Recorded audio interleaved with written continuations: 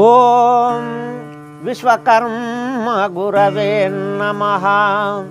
ప్రేక్షకులందరికీ నమస్కారం. భీష్మ పర్వంలోని 5వ భాగానికి స్వాగతం. ఆ యుద్ధరంగము లోపల అర్జునుడు పరమాత్మతో అంటున్న పరమాత్మ ఇక్కడ పగవారు ఎవ్వరు లేరు, అంతా నా వాళ్ళే ఉన్నారు. అలాను నేను సంవరించాను, ఏ విధంగా సంవరించాలా అని ఇట్లాంటిగా శాపబాణాలను జారవిరిసిండని ఆ సంజయుడు ధృతరాష్ట్రంతో తెలుపుతున్నాడు.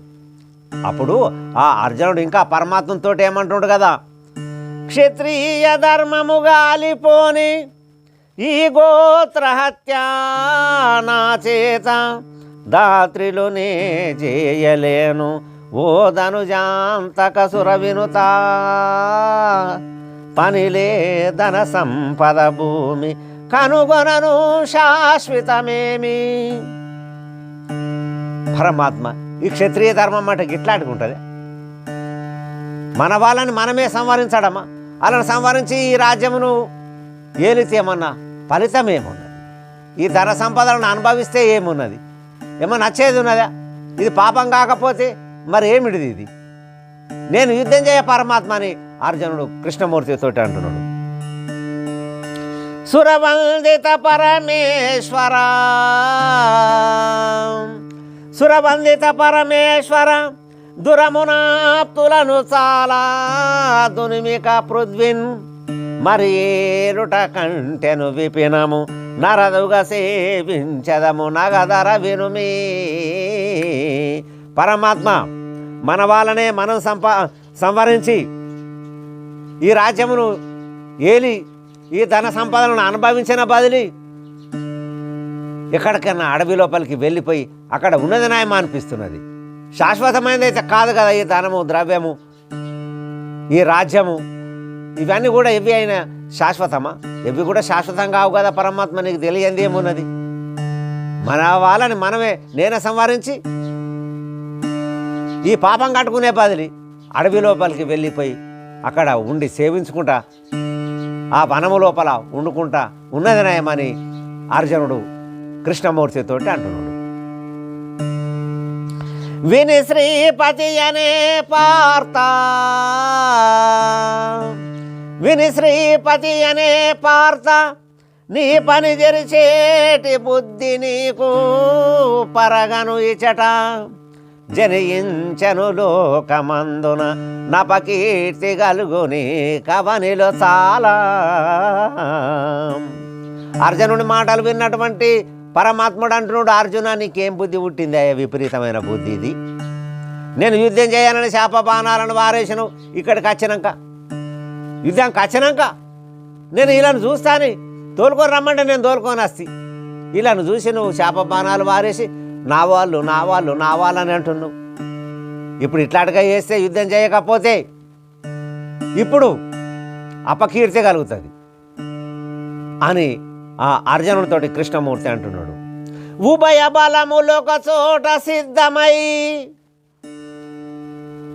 ఉభయ బలములొక చోట సిద్ధమై రణమునకు నిల్చినారు రాజులంతా హాస్యమును చేసే యోగంబునాయనిపుడు పరవశముందితివి నీవు పూర్వ పాపమనగా. అర్జున అక్కడి బలాలు మన బలాలు యుద్ధం చేయటానికి నిలబడి ఉన్నారు. ఇప్పుడు యుద్ధం ప్రారంభం అయ్యే సమయం లోపల నేను యుద్ధం చేయాలని ఇట్లాంటిగా నువ్వు శాపబాణాలు వారేసినావు. ఆ పూర్వం లోపల వాళ్ళు చేసిన పాపాలు, మోసాలు, దుర్మార్గాలు అన్నిన్ని కావు. నువ్వు ఇప్పుడు నేను యుద్ధం చేయాలని నువ్వు ఇట్లాంటిగా వారేసినావు బాణాలను. ఇది ఎక్కడ నీకు ఇటువంటి బుద్ధి ఎట్లా పుట్టింది అని అంటున్నాడు. ఎవరు? కృష్ణమూర్తి అర్జునునితోటి. చిరంజీవులై బ్రతికిరా జనులు, చిరంజీవులై బ్రతికిరా జనులు చిత్తాములో తెలియోమా. ధరలో పుట్టిన వారికి మరణము దప్పాదు, లేని భ్రమా చిరంజీవులై బ్రతికిరా జనులు. అర్జున, నాటి నుంచి పుట్టినటువంటి వాళ్ళందరూ ఈ భూమి మీద బతికే ఉన్నారా ఇప్పటికన్నా? ఇదంతా నువ్వు తెలుసుకొని చూడు. నీకు ఎటువంటి ఈ బుద్ధి నీకు ఎట్లాంటిగా పుట్టింది? నేను యుద్ధం చేయాలని అంటున్నావు. ఇక్కడ పుట్టిన వారికి మరణం ఎప్పటికీ కూడా తప్పదు. ఎప్పుడో ఒకసారి మరణం తప్పకుండా సంభవిస్తుంది. నాటి నుంచి పుట్టిన వాళ్ళు ఏమన్నా లేరు. అరుడిగా ప్రాప్తించే నీకిలా ఆప్తులెవరో చూడుమా, కారణార్థమున్నది చందాము కాదనాని సత్యమా, చిరంజీవులై బ్రతికిరా జనులు. నీకు ఎట్లాడిగా పుట్టే ఈ బుద్ధి? నేను చెయ్యాన్న బుద్ధి నీకు ఎట్లాడిగా పుట్టా? తప్పకుండా చేయాల్సే ఉన్నది. ఎవరికెవరు శాశ్వతం అనుకుంటున్నావు, నీకెవరు బాంధవులు అనుకుంటున్నావు. ఇదంతా నువ్వు భ్రమపడుతున్నావు. ఈ భ్రమను విడనాడు. నువ్వు భ్రమను విడనాడి చూడు. ఇదంతా తెలుసుకో. నీ వశం కాదు నేను చెయ్యనటానికి. నీ నిమిత్తము చేసి కారణము, నీ నిమిత్తము చేసి కారణము నిజాముగా భూభారము పరిపూర్ణించేదా పుణ్య పాపములంటవు నీకు సత్యము, నీ నిమిత్తము చేసి కారణము. నువ్వు నిమిత్త మాత్రం నిన్ను నిమిత్తముగా చేసుకొని ఈ భూభారంను దించుతా నేను. నువ్వు యుద్ధం చెయ్యి. నీవు యుద్ధం చేస్తే నీకు పాపం అన్నది అంటుకోదు.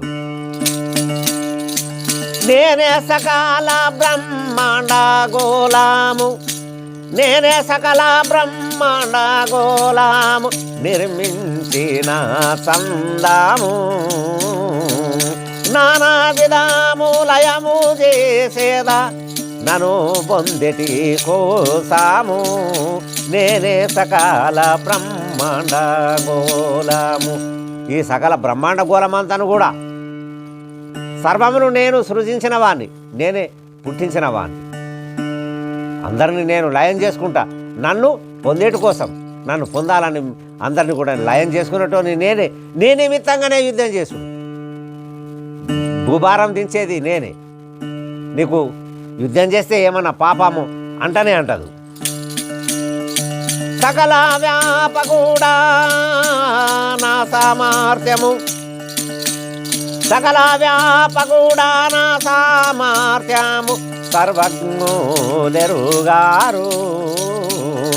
మాయా బొమ్మలాడించేదా నన్ను మరిగానారెవ్వారు, సకల వ్యాపకుడా నా సామర్థ్యము.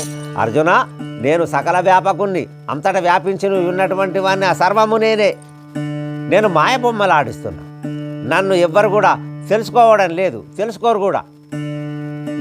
ఎవరికైనా నేను తెలియబడడం లేదు. చూసి భూషణములను హర్షింతురు, చూసి భూషణములను హర్షింతురు, చేసిరెవరో తెలియారు, ఆ సామ్యత గురు తెరుగు మనసులు ఆప్తులెవరికెవ్వారు, చూసి భూషణములను హర్షింతురు. బంగారు భూషణములను, సొమ్ములను, వాటిని చూసి చాలా సంతోషపడతారు. బంగారం ఒకటే అయినప్పటికీ ఆ సొమ్ములు అంటే ఆభరణాలు వేరు వేరు, ఎన్నో తీవ్రంగా ఉంటాయి. మరి అవిటిని చేసే వాళ్ళు అది తెలుసుకోవలేరు. ఇవి చూసి ఇక్కడనే చాలా సంతోషపడుతున్నారు. కానీ కారణం ఏమైతే ఉన్నదో, చేసిన వారి కారణం ఎవరైతే ఉన్నారో వాళ్ళని తెలుసుకోవడం ఎవరు కూడా తెలుసుకోవడం లేదు. నా విన సహపార్థ జగమునా ఏ వస్తువు వేరే లేదు ఏర్పడమదిలో, నీవేమి చింత చేసేవు సావదగ మోహ భ్రాంతి సర్వము విడుమా. అర్జున, నాకంటే ఎక్కువ ఎక్కడ కూడా ఏది కూడా లేదు. సర్వము నేనే. సర్వము లోపల ఉన్నవాణ్ణి నేనే, అంతా నేనే, నువ్వు నేనే, నేను నేనే, నువ్వు నేను నేనే అని ఇట్లాంటిగా ఆ అర్జునునితోటి అంటూ, అర్జునా ఈ మోహమును, ఈ భ్రాంతిని, నాదన్న భావన నువ్వు ఇడసబెట్టు అని ఆ అర్జునునితోటి కృష్ణుడు అంటున్నాడని ఆ సంజయుడు ధృతరాష్ట్రునికి తెలియజేస్తున్నాడు. మతిహీనులు నన్ను తెలియక సతతము ఈ మోహమాయా సాగరమందు కృత నిశ్చయముగా మునిగిరి ఇతరుల వలె నీకు భ్రాంతిక విడు పార్త. మతిహీనులు, అజ్ఞానులు నన్ను తెలుసుకోలేక ఈ మాయా ప్రపంచం లోపల పడి మిట్టాడుతున్నారు. ఇందులోపలనే ఈదులాడుతున్నారు. ఈ ప్రపంచం లోపలనే, ఈ మాయా ప్రపంచం మాయ వలననే సృజించబడినది, మాయ లోపలనే అంతమైపోతున్నది. గనులార వినుడిచట అనవుగా పరబ్రహ్మ పార్తునకు జ్ఞానముకై వినిపించను గీతార్థము పనిపూని లోకమందు ప్రకటము గలదు. మహాశయులారా, ఆ భ్రాంతిని విడనాడటానికని అర్జునుని కార్యోన్ముఖునిగా చేయటానికి ఆ కృష్ణ పరంధాముడు అర్జునునికి భగవద్గీతను ఉపదేశించింది. ఆ భగవద్గీత అంతా కూడా లోకము లోపల ప్రచారమై ఉన్నది. ఆ గీతార్థము సుకవులు బాగుగా రచించినారు. భారతమనగా సాగర సామ్యత మిందుల ఏ గతి రచించు నరుడు ఏర్పడదరలు. ఆ గీత యొక్క అర్థమును కవులందరూ కూడా రచన చేసింది. మరి ఈ భారతం చాలా పెద్దది, సముద్రం మాదిరిగా. మరి అదంతా కూడా ఇలా రచించాలంటే రచించలేదు. వాళ్ళందరూ ప్రత్యేకించి పుస్తకాలను తయారు చేసి మానవాళికి అందించారు. మూల భారతమనగా ముఖ్యులు బల్కిరి 60 లక్షలని అవనియందు మనుజులు చదువుట మహా కఠినమని తెలిసి అందులోని సారమతిశయంబు. ఈ మూల భారతము 60 లక్షల శ్లోకాలతోటి ఉన్నది. మానవులు చదవాలంటే చాలా కఠినం, చదవలేరు. 60 లక్షల శ్లోకాలతోటి ఉన్న భారతమును చదువుతారా? అందులోపల ఇది రాస్తే, ఈ గీతను రాస్తే కూడా చదువుతారా? అది ఇది అంటే చాలా పెద్దగా అయిపోతుంది గ్రంథము, చదవటానికి చాలా కష్టతరమవుతుందని అందులోపల ఉన్న సారసారమును తీసుకొని పరమదయాళుడు పరశరాత్ముజుడు జనముపకారమై జగతిలోన ఉంచినాడు చూసి ఉత్తమ సత్కవులు అర్ధ విచారం బరసి లెస్స. ఆ వ్యాస భగవానుడు రాసినటువంటి భారతం నుండి 60 లక్షల శ్లోకాలతోటి రాసినటువంటి భారతం నుండి కవులందరూ సారాసారమును గ్రహించి రాసింది. ఇక ఆ పరమాత్ముడు బోధించినటువంటి భగవద్గీత ప్రత్యేకించి పుస్తకాలను రాసింది. జనులకు శ్లోకార్థంబును అనవుగా దుర్ధరముతో చదందరి కనుచు గనులందున ఛాయార్థము పనిపూని రచించినాడు ప్రాకృతమునను. అందరికీ శ్లోకాలు చదవాలా, దాన్ని అర్థం చేసుకోవాలంటే సాధ్యపడదని సారాసారమును గ్రహించి ఈ పుస్తకాలను రాసిండు. అందుల సారాసారము పొందుగా మహాకవుల చేతి పుస్తకములను ముందరనుంచుక ఈ కథ అందంబుగా రచించే కర్తారి కవితానే. ఇందులోపల సారసారం మహాకవులు, జ్ఞానులు అలా చేతి పుస్తకాలను ముందర పెట్టుకొని దాంట్లోపల ఉన్న సారమును గ్రహించి ఈ పుస్తకం రచించబడినది. భగవద్గీత ప్రత్యేకించి ఉన్నది. వ్యాస భారతమన వ్యాస భారతమున వాసిగానున్నట్టి అర్థమెల్ల రచించి అవనియందు శత జీవితంబని చెప్పిరందరూ నిద్ర సగము బాయ నిజముగాను. ఆ వ్యాస భారతము లోపల ఉన్నటువంటి అర్థమును గ్రహించి పుస్తకాలను రాసించుళ్ళు. మానవుల యొక్క ఆయు ప్రమాణము 100 సంవత్సరములు. ఆ 100 నుండి 50 సంవత్సరాలు నిద్రకు పోయింది. బాలతారుణ్యమజ్ఞాన భ్రాంతి కొంత యవనంబున విత్తముండకుంటే అధిక క్లేశములతో అల్పులను దినంబు దీనుడై వేడుచును వెనువెంట తిరుగవలెను. ఆ 50 సంవత్సరాల లోపల బాల్యము, మరి యవ్వనము, అజ్ఞానము, భ్రాంతి ఇవన్నీ కలిసి అందులోపల కొంతవరకు ఆయుష్ నష్టమవుతున్నది. మరి ఆ యవ్వనము లోపల సంపాదన లేకపోతే, డబ్బు లేకపోతే ఆ వ్యక్తి దీనుడై ఇంకోరు సేవ చేసి బతకటానికి ఇట్లాంటిగా తన బతుకుదేరు కోసం కాలమును వెచ్చించి అట్లా నష్టపోతుండగా తెలుసుకునేది ఎప్పుడు? ఆది వ్యాధి దరిద్రము ఈదర పీడించగాను ఇక మానవుడు సాధన చేయ భావము శ్రీధరుడేగా సవలెను సిగ్గును లజ్జా. వ్యాధులతోని, రోగాలతోని ఇట్లాంటిగా కొంతకాలమును వ్యర్థం చేసుకుంటున్నాడు, సతమతం అవుతున్నాడు ఈ ప్రపంచము లోపల. మరి అటువంటి వాడు ఎప్పుడు సాధన చేస్తాడు? ఆ పరమాత్మను ఎప్పుడు తెలుసుకుంటాడు? ఎప్పుడు మోక్షమును పొందుతాడు? ఇది సాధ్యం కాదు అటువంటి వారికి. గాలితో కారు మేఘమది శాంతమునందు పువ్వు నీతిగా సాలగా మనసు మానవునికి నిల్వనీయదు. ఇటువంటి వారి యొక్క స్థితిని, అటువంటి వాళ్ళని భగవంతుడే కాపాడాలి, ఆ పరమాత్ముడే కాపాడాలి. ఆకాశం లోపల ఉన్న మేఘాలు గాలికి మెల్లగా మెల్లగా కదులుతూ చెదిరిపోతాయి. అట్లాంటిగానే అట్లా కదులుకుంటా ఎట్లాంటిగా వెళ్ళిపోతుందో ఈ మనసు మాత్రం మానవునికి నిలబడడం లేదు. నిలబడితే ఏమన్నా తెలుసుకుంటాడేమో, నిలబడడం లేదు.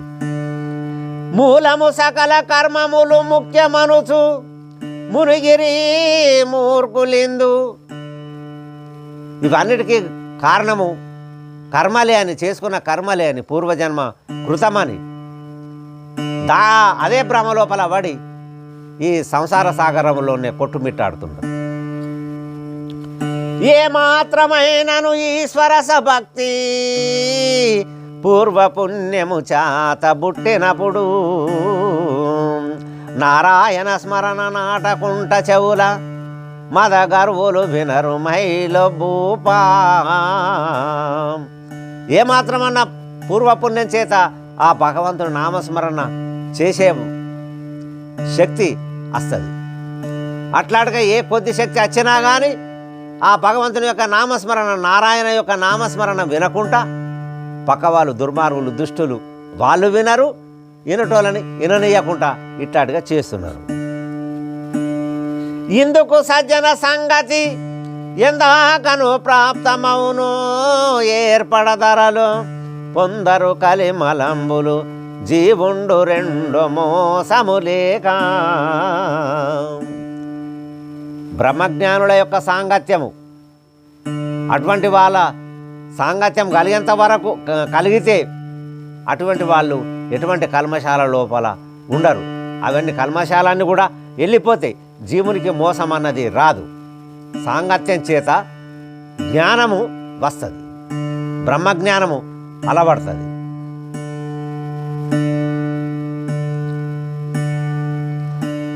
సత్సంగతి చే నరుడు నిస్సంగుడాయను నిస్సంగుడాయన నిలుసు మనసు మనసు నిలిచినంక మాయ మారును విడి బ్రహ్మవేత్తనాయ బాగుగాను. జ్ఞానుల యొక్క సాంగత్యం చేత నాది అన్న భావన దూరం అయిపోతుంది. ఎప్పుడైతే నాది అన్న భావన దూరం అవుతుందో సర్వము కూడా ఆ పరమాత్మయే అని తెలుసుకుంటాడో అప్పుడు మనసు నిలబడుతుంది. ఆ మనసు నిలబడితే ఈ మాయ గురించి తెలుసుకుంటాడు. ఇదంతా మాయనే, అంత అశాశ్వతమైనదని తెలుసుకొని అప్పుడు అతడు బ్రహ్మవేత్త అయిపోతాడు. ఎప్పుడైతే మాయ విడిపోతుందో ఆ వ్యక్తి బ్రహ్మవేత్త అవుతాడు. శ్రేష్టత్వము హరినామము కష్టంబులెవరికైనా కడతేరుటకు స్పష్టము సకల మహాత్ములు ఇష్టం వై బలికినారు పరమందు. ఇహపర సుఖాలు కలగాలంటే ఆ భగవంతుని యొక్క నామస్మరణ శ్రేష్టమైనది. భగవంతుని నామస్మరణ ఎవరైతే చేస్తారో ఇహపరాల యందు ఇక్కడ కానీ అక్కడ కానీ చాలా సుఖపడతారని, ఇట్లాంటిగా ఇదే నామం చాలా గొప్పదని, భగవంతుని యొక్క నామస్మరణనే గొప్పదని ఎందరో మంది మహాత్ములు అందరికీ తెలియజేస్తున్నారు. ఎన్నితే సకల పురాణములన్నీయు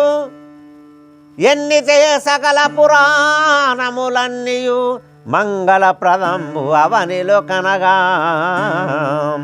అన్నిటికన్నను మిక్కిలి వన్య రహస్యంబు మంచి వైభవకరము.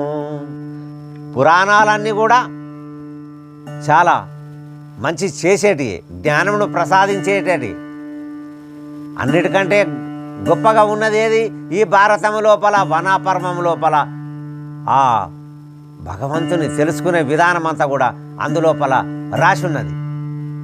జనన మరణ భ్రాంతి రహితమైనటువంటి జ్ఞానము అందులోపల రాసి ఉన్నది.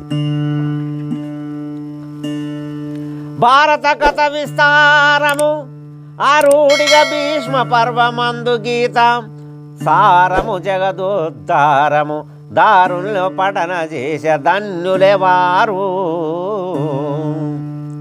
ఈ భారతం చాలా విస్తారమైన సముద్రం మాదిగా 60 లక్షల శ్లోకాలతోటి ఉన్నది.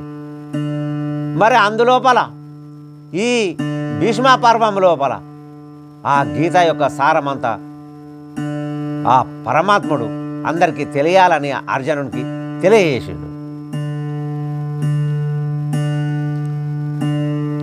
ఒక శ్లోకార్థము ప్రకటితముగా నిత్య చదివి పాయక వినిన సకల అవస్థలు మానియు సుఖరూపము ముందురెప్పుడు సుస్థిరమతులై.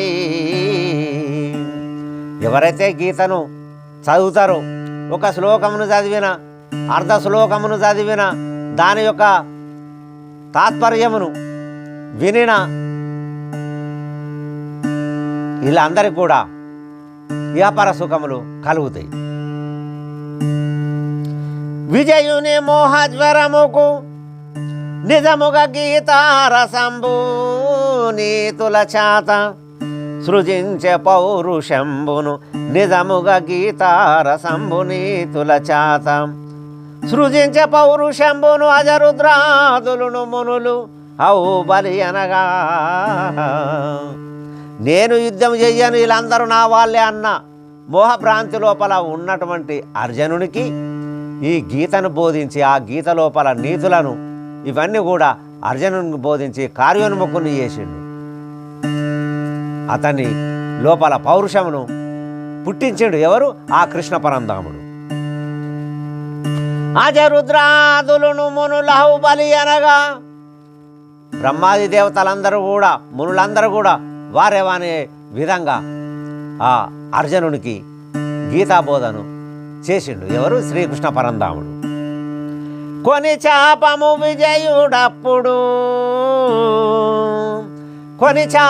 విజయుడప్పుడు రణముకు సిద్ధంబు నిలిచే రథగజహయముల్ అనవుగా గణ సాగరమై కనబడును భయంకరము కథనమునందు. ఎప్పుడైతే ఆ అర్జునుడు ఈ గీతను విని ఇదంతా అశాశ్వతమని, నేను చేసేది ఏమీ లేదని అంతా కూడా ఆ పరమాత్ముడే చేసేవాడని, అప్పుడు ఆ చాపమానవులను తీసుకొని అక్కడ యుద్ధరంగం లోపల నిలబడి ఉన్నాడు. గుర్రాలు, ఏనుగులు, రథాలు, కాల్బలాలు, పాండవ పక్షం వాళ్ళు, కౌరవ పక్షం వాళ్ళు నిలబడి ఉన్నారు.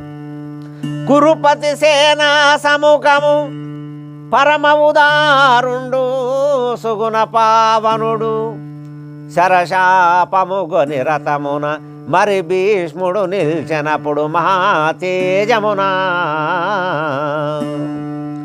అక్కడ కూడా ఎవరు ఆ కౌరవ సైన్యాధిపతి భీష్మాచార్యుల వారు చేప బాణాలను తీసుకొని నిలబడి ఉన్నాడు యుద్ధం చేయటానికి.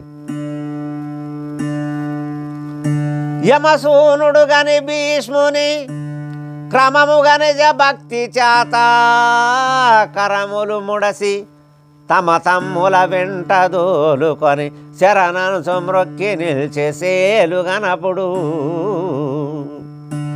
ఆ యుద్ధరంగం లోపల భీష్మాచార్యుల వారిని చూసినటువంటి ధర్మరాజు భక్తి చేత తన తమ్ములను దోలుకొని భీముడు, అర్జునుడు, నకులుడు, సహదేవుడు ఇలా నలుగురిని దోలుకొని ఆ ధర్మరాజు దండ ప్రమాణాలు చేసుకుంటా ఆ భీష్మాచార్యుల వారి దగ్గర పోయి నిలబడ్డాడు. నమ్రత్వము తోడాను ధర్మారు కూడును అప్పుడు రాగాను సంభ్రామంబు నా గురు బలము గని అప్పుడిట్ల నీరంతాను నమ్రత్వము తోడాను. నమ్రత్వం ప్రేమతోటి, అనుకోవతోటి, భయభక్తులతోటి ఆ ధర్మరాజు తన నలుగురి తమ్ముళ్ళను తోలుకొని దండ ప్రమాణాలు చేసుకుంటా భీష్మాచార్యుల వారి దగ్గరికి వెళ్ళి నిలబడి నమస్కరిస్తే అక్కడ ఈ కౌరవులందరూ చూస్తున్నారు. అప్పుడు ఏమంటున్నారు కదా, కథనముకు వచ్చిరి శరాను దొచ్చిరి ననాగా ముందారి బుధ సన్ను తోడగు గంగాత్మూరి కనీసముగమున బల్కిరి కథనముకు వచ్చిరి. కౌరవులందరూ చూసిన వాళ్ళు అంటున్నారు, అరే ఇప్పుడే యుద్ధానికి వచ్చిండు శాప బాణాలను తీసుకొని యుద్ధం చేయక మరి ఈ ధర్మరాజు శరణు అనుకుంటా ఆ భీష్మాచార్యుల దగ్గరికి వచ్చి నిలబడి ఏమంటున్నారో ఏమో. నిజకూల వల్లి విను రణాము జయ్యను బలము లెల్లాను గజమూల శ్వాములు గనుగొనగా సాగరామాయను ఇందికాను నిజకుల వల్లి విను. వాళ్ళు ప్రార్థన చేస్తున్నారు పాండవులు ఆ భీష్మాచార్యుల వారి ముందర నిలబడి. మహాత్మా, రథాలు, ఏనుగులు, గుర్రాలు, కాల్బలాలు, రాజులు అందరూ ఎక్కడోళ్ళు అక్కడ ఇట్లాంటిగా సిద్ధమై ఉన్నారు బాణాలను వేయటానికి. మరి ఎట్లా ఇప్పుడు?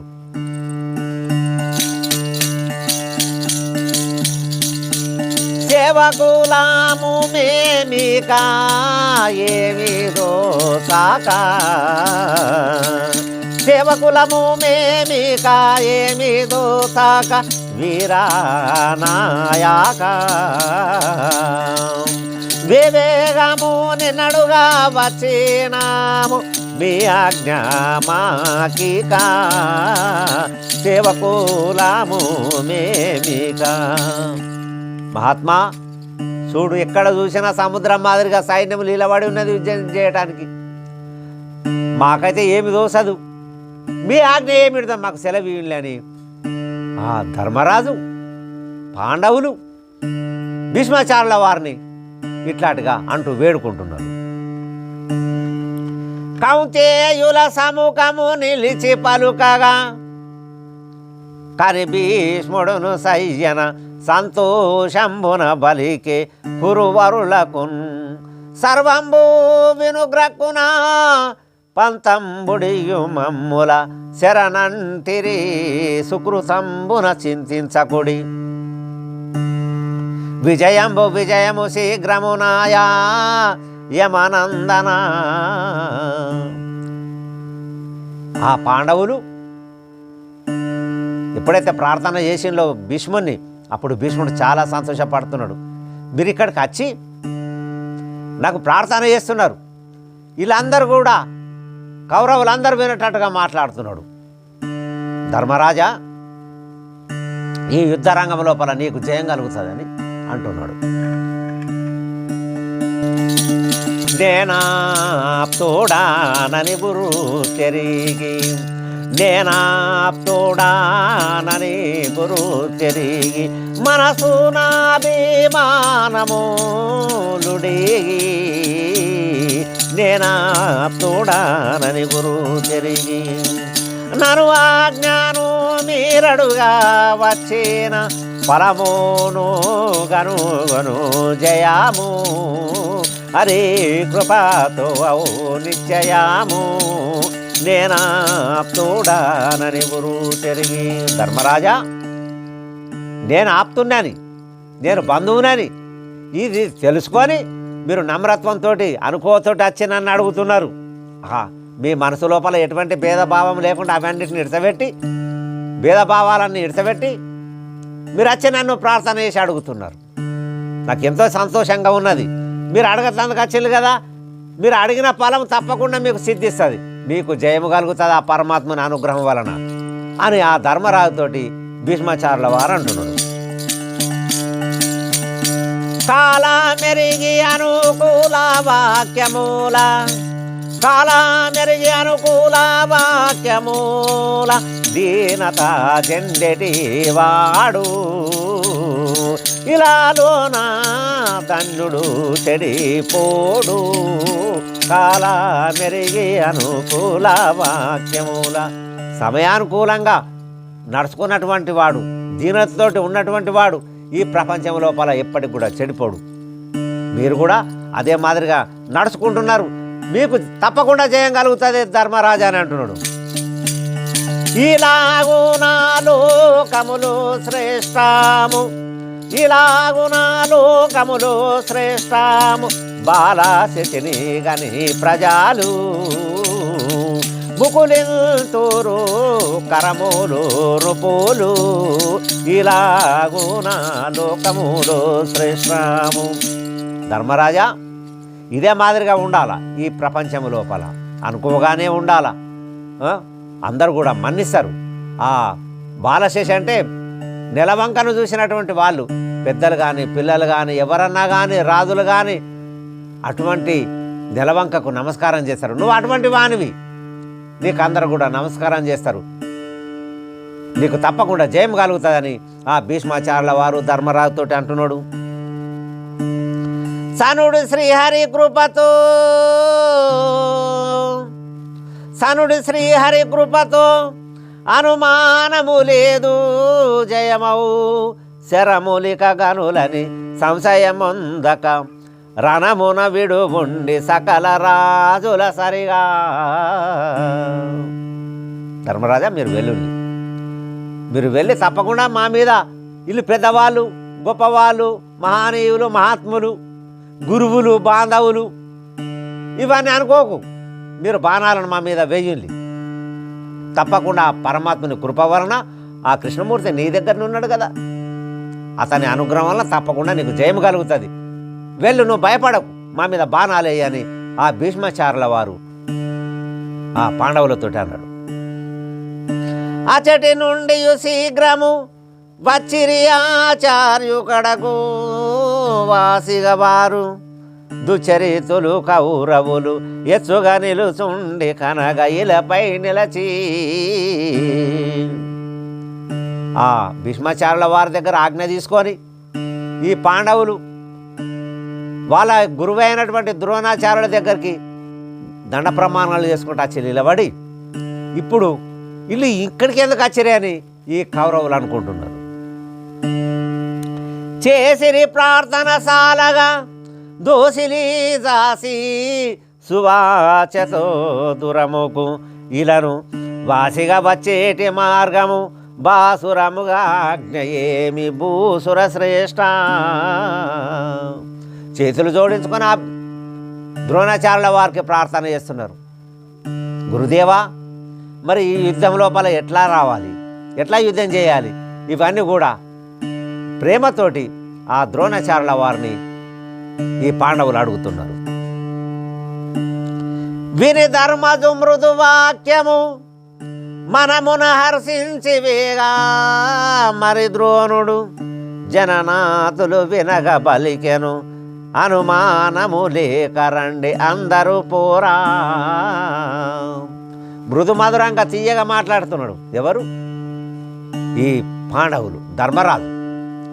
ఆ మృదు మధుర మాటలు విని ఈ ద్రోణాచార్యుల వారు అంటున్నారు, మీరేం భయపడకుండి, రాజుల సరిగా మా మీద మీరు యుద్ధం చేయటానికి రండి, బాణాలను వేయండి, మీరు భయపడకుండి, గురువులని కానీ పెద్దలని కానీ ఇవన్న భావన మాత్రం ఇక్కడ ఇడిసబెట్టి మా మీద బాణాలు వేయండి అని ఆ ద్రోణాచార్యుల వారు పాండవులతోటి అంటున్నారు. చిరంజీవులై చిరకాలము మీరు, చిరంజీవులై చిరకాలము మీరు, సుఖీయుచోడి ధర మీరు, గురుజనులాను గురు తిరిగి తిరుగుట జయమున్నది మీకు పేరు. చిరంజీవులై చిరకాలము మీరు, చిరంజీవులై మీరు ఉండుండి, ఈ రాజ్యమును ఏలుండి, ధన సంపదలను అనుభవించండి, సుఖ భోగములను అనుభవించండి. మీరు మమ్ముని మీరు ఎంత చక్కగా వీళ్ళు నా గురుదేవులు, పెద్దలు, మహాత్ములు అని ఇట్లాంటిగా తెలుసుకొని ఎంత చక్కగా మీరు వచ్చి నన్ను అడుగుతున్నారు. మీకేం భయం లేదు, మీరు యుద్ధం చేయండి, మీకు పేరు వస్తుంది, మంచిగా ఉంటుంది, మీకు మంచిగా జరుగుతుంది అని అంటున్నారు. ఎంత పుణ్యులని ఎంతోము, ఎంత పుణ్యులని ఎంతోము, లక్ష్మీకాంతుడు మీ వెంటాను, సతాతముగా మీ వెంట నుండు ఒకంత మరువకుంటాను, ఎంత పుణ్యులని ఎంతోము. మీ పుణ్యం ఏమని చెప్పవస్తుంది, చెప్ప సఖ్యమా? ఆ పరమాత్ముడు మీ వెంటనే ఒక్క నిమిషం కూడా అరక్షణం కూడా మిమ్మల్ని ఎడబాయకుండా మీ వెంటనే ఉంటున్నాడు. చాలా పుణ్యాత్ములు మీరు. ధన్యులు పుణ్యులు మాన్యులు హరి గుణగుణ మెన్నుతూ, ధన్యులు పుణ్యులు మాన్యులు హరి గుణ మెన్నుతూ, వారును అన్యులు సద్గుణ మాన్యులు సుజానుల నిందించేటి వారును, అన్యులు సద్గుణ మాన్యులు. ధర్మరాజా మీరు చాలా పుణ్యాత్ములు, ఆ పరమాత్ముడు మీ వద్దనే ఉన్నాడు, మిమ్ముని ఎడబాయకుండానే ఉన్నది. మీరు ఎప్పుడు కూడా అన్యాయమైన పనులు చేయలేదు, ఇంకొకరిని కూడా దూషించలేదు. ఎవరు మిమ్మల్ని దూషించినా ఎన్ని విధాలుగా కష్టపెట్టినా కానీ మీరు తొలగకుండా భగవంతుని యొక్క నామస్మరణ చేస్తూ ఆ పరమాత్ముడి దగ్గరనే ఉంటున్నారు. ఆ పరమాత్ముడు మీ దగ్గరనే ఉంటున్నాడు. తరువాతను శరాదృతు నరదుగా వినుతించి మ్రొక్కి నా గురుసుతుని పరమోత్సమున వేడియు మరి చేరియు సైన్యమునకు మానవనాథ. ఆ ద్రోణాచార్యుల వారి దగ్గర ఆజ్ఞ తీసుకొని ఆశీర్వాదం తీసుకొని కృపాచార్యుల శరదృతి దగ్గరికి వెళ్ళి అతని ఆజ్ఞ తీసుకొని అతని ఆశీర్వాదం తీసుకొని ద్రోణాచార్యుల వారి కుమారుడైనటువంటి ఆ ద్రోణి అశ్వత్థామ దగ్గరికి వెళ్ళి అతనికి కలిసి అప్పుడు సైన్యం లోపలికి వచ్చేసిండు. ఆ సంగరమున బేరి ఘోషలు, ఆ సంగరమున బేరి ఘోషాలు అగానితాము చేయగా వాసవుడాదిగా సకల నిర్జారోలు వసుదా కంప ముందాగా ఆ సంగరమున బేరి ఘోషలు. ఇక్కడ జరిగిన విషయాలన్నీ సంజయుడు ధృతరాష్ట్రంతో అంటున్నాడు, మహారాజా ఇట్లాంటిగా వీళ్ళ దగ్గర ఆశీర్వాదం తీసుకొని ఆజ్ఞ తీసుకొని ఆ పాండవులు తమ సైన్యం లోపలికి వెళ్ళిపోయి నిలబడ్డారు. అక్కడ ఇక ఇక్కడ యుద్ధరంగం లోపల బేరీలు ఘోషలకు ఈ సప్పుడుకు అవి మోగిన సప్పుడుకు ఇంద్రుడు మరి భూమి ఆకాశములు దశ దిశలన్నీ కూడా గడగడ వణుకుతున్నాయని అక్కడ తెలియజేస్తున్నాడు సంజయుడు ధృతరాష్ట్రునికి.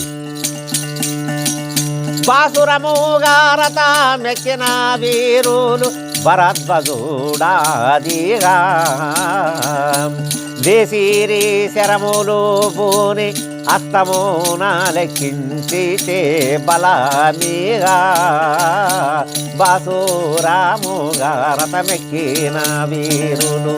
ఆ రణదుందుబుల మోతకు అందరూ కూడా ఇట్లాంటిగా భయపడుతున్నారు. దేవతలు కూడా దశ దిశలన్నీ కూడా గడగడ వణుకుతున్నాయి. ఈ ద్రోణాచార్యుల వారు భీష్మాచార్యుల వారు చేతి లోపల బాణాలు పట్టుకొని యుద్ధం చేయడానికి సిద్ధంగా ఉన్నారు. అక్కడ సైన్యం చూస్తే చాలా సముద్రం మాదిరిగా కనిపిస్తున్నది. జలసాగరమై దశాయోజనములు జలసాగరమై దశాయోజనములు ఇటు నటుగను పింతును ఇలా ఏర్పడకుంటాను రథ గజములు ఇటు నటుగను పింతును జలసాగరమై దశయోజనములు 10 యోజనముల పెట్టున్నది ఆ కౌరవ సైన్యం. ఇటు అటు ఎటు చూసిన రథాలు, ఏనుగులు, గుర్రాలు, కాల్బలాలు, రాజులు ఎక్కడో లక్కడ బాణాలను వదలడానికి సిద్ధంగా ఉన్నారు. అలవిగాదు బ్రహ్మాదులకైనా అతితో ధృతి పూరాను అలవిగాదు బ్రహ్మాదులకైనా అతితో ధృతి పూరాను బలవంతుడు సేనాపతి భీష్ముడు బాగుగా నిల్చుండేను అతితో ధృతి పూరాను. అలవి కాకుండా బ్రహ్మాది దేవతలకైనా కానీ ఆ సైన్యం చూసినా ఆ లెక్కించడానికి తరం కాకుండా ఉన్నది. అక్కడ ఆ లొల్లి, అక్కడ భీకరమైనటువంటి ధ్వనులు, ఎక్కడో అక్కడ యుద్ధం చేయడానికి నిలబడి ఆ భీష్మాచార్యుల వారైతే ఇక అతని తోటి యుద్ధం చేసే దేవతలు కానీ వీరాది రాజులు మానవులు ఎవ్వరు కూడా లేరు. ఎంత ధైర్యం చేసి పోరాడదామన్నా పోరాడకుండా ఆ ధైర్యం అక్కడ లేకుండా అయిపోతున్నది. ఎవరికి చూసినా భయం అనిపిస్తున్నది. కానీ భీష్ముని పాండవ వీరులు బహుకంప మొంది సర్వము అనిరే వృద్ధునితో పూరి జయముగన అనిరే వృద్ధునితో పూరి జయముగన హరి హరుల కసాధ్యము అని కనీరి భీష్ముని. ఆ భీష్మాచార్యుల వారిని చూసినటువంటి పాండవ వీరులందరూ కూడా చాలా భయపడుతున్నారు. ఈ పెద్ద మనిషితోటి యుద్ధం చేసి జయమును గెలవాలంటే ఇతని మీద దేవతలకు కూడా సఖ్యం కాదు. మరి మన మానవ మాతృలం మనకు సఖ్యం అవుతుందా ఇతన్ని గెలవటానికి? ఇదే అబద్ధం మాట, ఇతన్ని గెలుచుడు అని అంటున్నారు. స్నాన సంధ్యానుష్ఠాపరుడు బహు స్నాన సంధ్యానుష్ఠాపరుడు బహు సత్యవాది సముఖాము మానవానాథులు నిలిచి పోరుట మైలో ఆశ్చర్యము స్నాన సంధ్యానుష్ఠాన పరుడు. స్నానము సంధ్య అనుష్ఠాన పరుడు. మరి సత్యవాది, సత్యమును మాట్లాడేటువంటి వాడు వీరాది వీరుడు. ఇటువంటి వానిపైన మానవులతోటి యుద్ధం మానవులు ఇతనితోటి యుద్ధం చేసి గెలవడం చాలా కష్టం, అసాధ్యం ఇది అని ఇట్లాంటిగా అనుకుంటా ఉండే సమయం లోపల అప్పుడు ఆ సూర్యభగవానుడు పశ్చిమాద్రికి వెళ్ళిపోయాడు. పొద్దు మునిగింది అని ఆ సంజయుడు ధృతరాష్ట్రునికి తెలియజేస్తూ ఎక్కడోళ్ళక్కడ తమ తమ శిబిరాలకు వెళ్ళిపోయిందని ఆ సంజయుడు ధృతరాష్ట్రునికి తెలియజేసిండు. ఈ తర్వాయి భాగాన్ని మరో వీడియోలో తెలుసుకుందాం. అందరికీ నమస్కారం. అంతవరకు సెలవు.